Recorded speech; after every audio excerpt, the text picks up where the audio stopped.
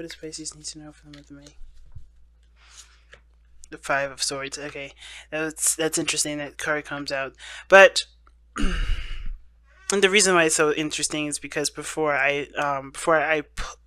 on the camera, I pulled as well to see what you guys got, just to kind of get a quick preview before I jump into it, and the same card came out. So be be careful with debating with people or fighting with folks this month.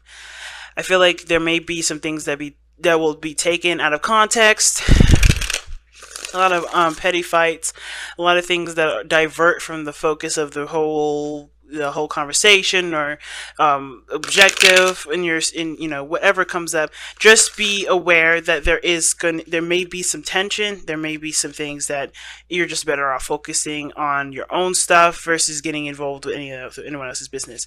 That said, be careful about selfishness and the tendency to do things because you want to do them and trumping everybody else. Be careful of that, because the Five of Swords could talk about making sure your needs are met, regardless of how anyone else feels about it. It can also indicate that, your truth reigns supreme, so you'll fight, tooth and nail to prove that your truth is right. Even if that means that you end up, losing friends or cutting people out of your life in regarding that, or people cut you out.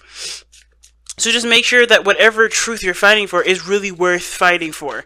And that's something that can, that doesn't necessarily need to make or break a friendship, but will if pushed too hard, okay?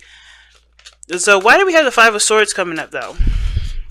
The Five of Swords could be a warning. We could also lose something in the month of May, but we could also gain some sort of understanding of what was lost by, from the month of May. So everything has its purposes and its benefits, but let's see why. Why does the Five of Swords come up for Pisces for the month of May? Okay. Oh, the Six of Pentacles. Oh, geez. Okay. What else can you tell us about that Six of Pentacles there? This balance. The Queen of Swords.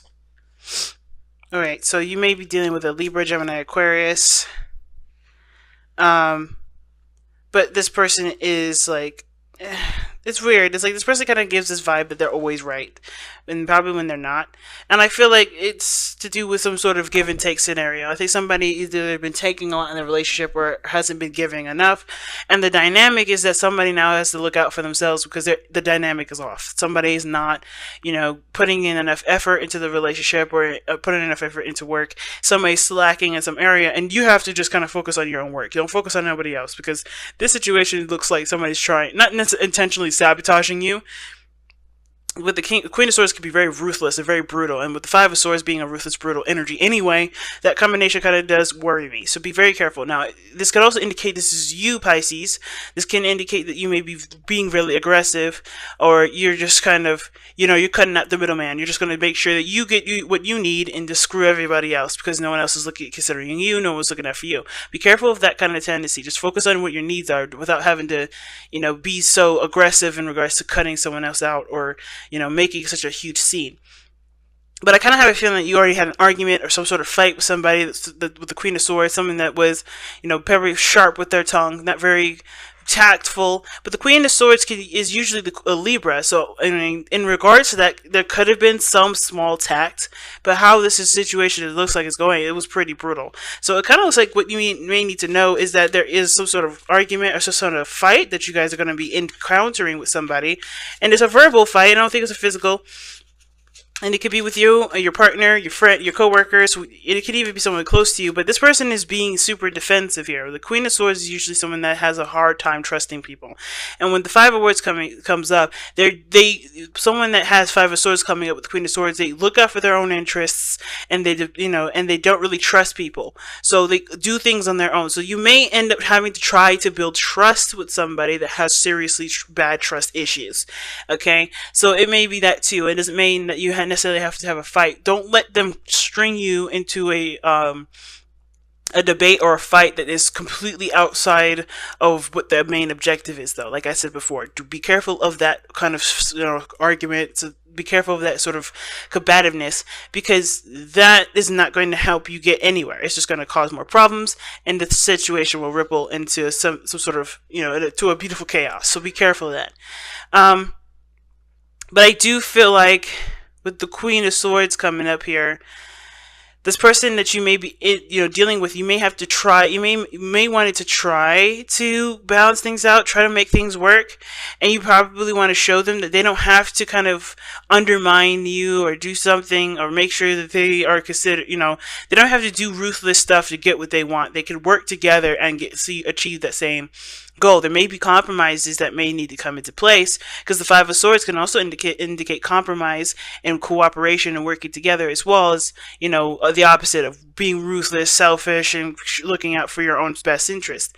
But I feel like with the Queen of Swords, she's looking for her own best interest because she's been hurt before, and she's not necessarily open to getting hurt again. She's making sure that she gets what she needs, and that's it. Now, this doesn't have to be a female. This could be a male that you're dealing with as well. But the situation is that you may have to try to build trust with someone, and that may mean that you have to compromise something of your own to show this person that they could trust you. Okay, and it could be the other way around. Maybe this person has to compromise something of themselves so that you could trust them. Okay. So, where did all this start, though? Let's see. Where did all this start? Where is this coming from? Why is this coming up? Where is this coming from?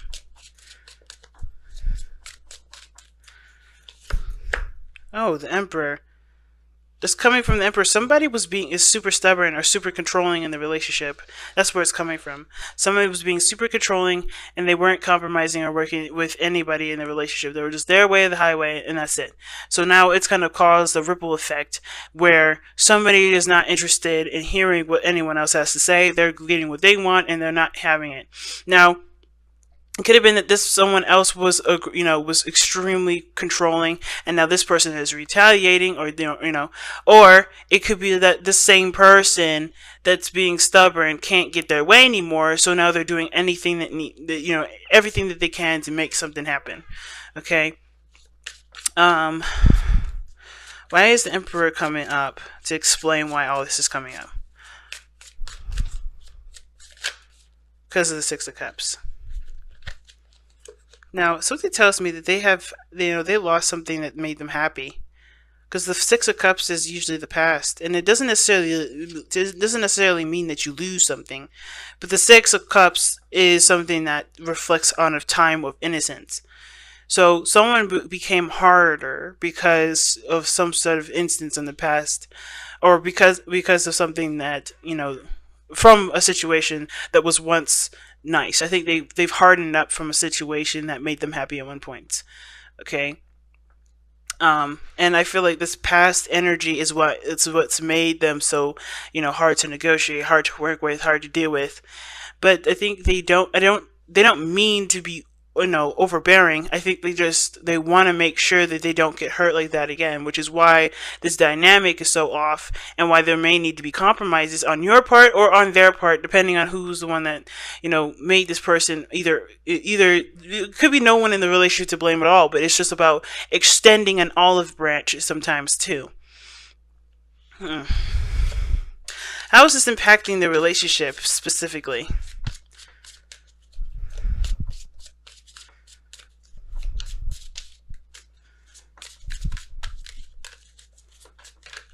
Okay, and it's affecting the relationship by the Two of Pentacles and the Hermit. It's a lot of trying to keep the balance, trying to keep things from collapsing, and that does end up making things feel extremely lonely. I think the situation is that the problems are being not necessarily ignored, but overlooked at the moment, because they're just there's a decision on how there needs to be Jesus, if I could get the words out. There is a need for a decision to be made in regards to how it needs to be worked on, how this trust issue or how this situation needs to be rebalanced, if that makes sense, or fixed. Because But I think this is also a personal thing too. I think this is also really requiring you to look within in your heart to figure out if there is any place in your life where there could be forgiveness, or if there's any places in your heart where you can compromise something to show, to show that you are willing to either commit to moving forward or so forth. I kind of get the feeling that with the Hermit coming up, it just feels like there's a lot of isolation. There's a lot of being by yourself, but that by yourself isn't necessarily a stressful thing. It's more of like a way to kind of reflect. Um, it's a way to kind of get a little bit of peace because the situation's so chaotic outside of you, right?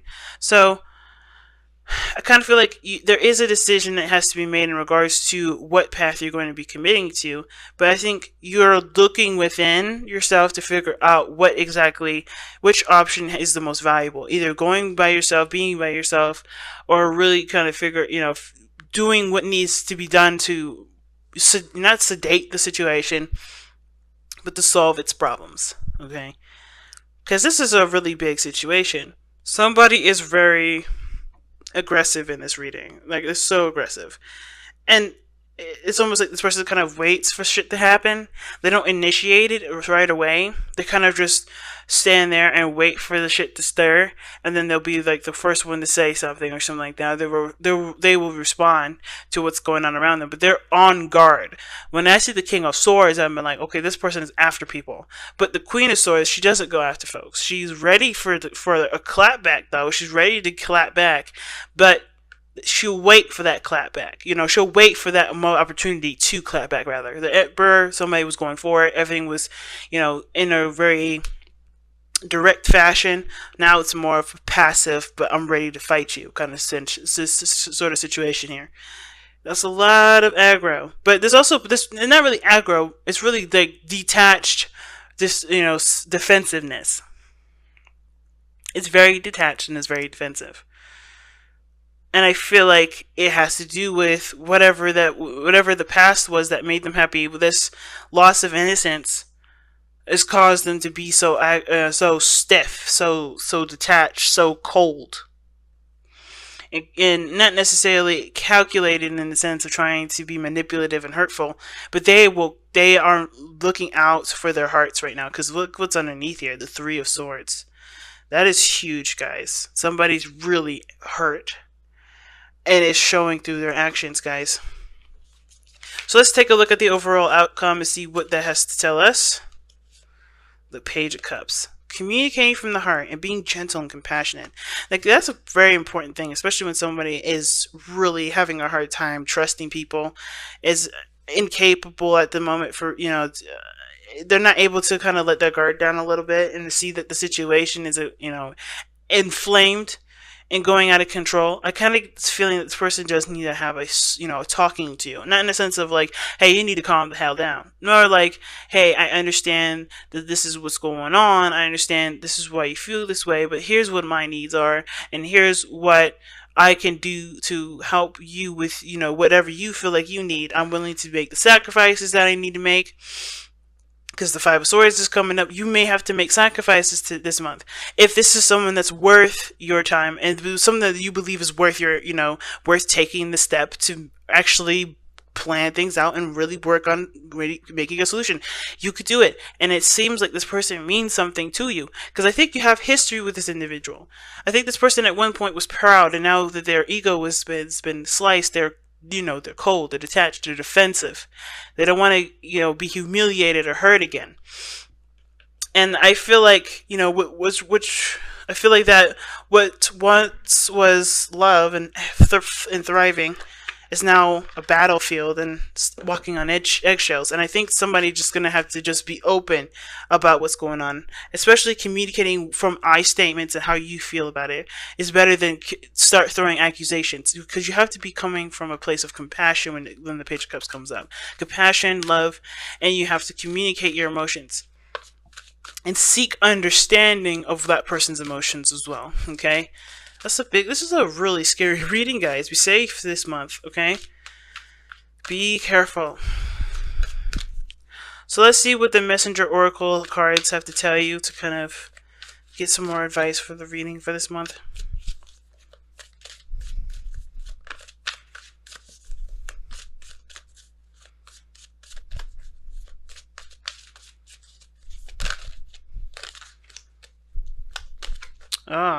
Nourish the soul, and the Hermit did come up.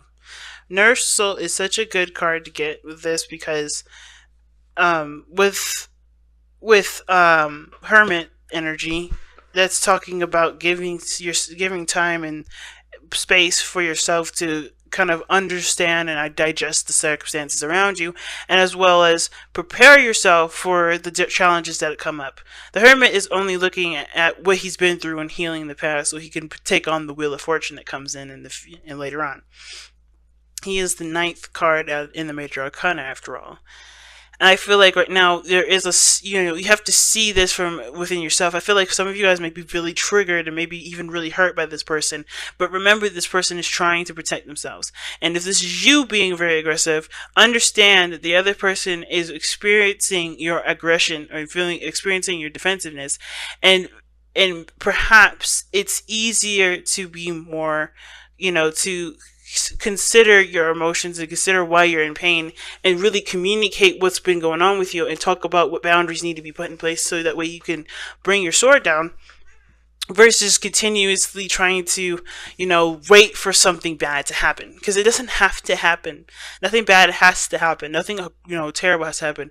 There is a compromise that needs to, come about, but it'll bring better cooperation and it'll balance the relationship out a lot better. But it takes time. And with nourishing the soul, you have to honor what you're feeling. You have to honor and accept and acknowledge what you're feeling and understand where it's coming from. And not that, and remember that everyone that's around you is not out to get you, okay? Because I think that's another big thing I'm seeing. It's not you against the world. It doesn't have to be you against the world. I know it can feel that way, especially when people have backstabbed you, when they've hurt you, and they betrayed your trust. But that was that person. Not everyone is that person. It's going to take some time to heal from that and to understand that that's not how the world is. That's not everyone, right? That's not how everyone is. And I feel like it's going to take time, but you have to be willing to work on it. And it starts by giving yourself compassion and looking at your situation and giving yourself the understanding and nourishment that your soul needs.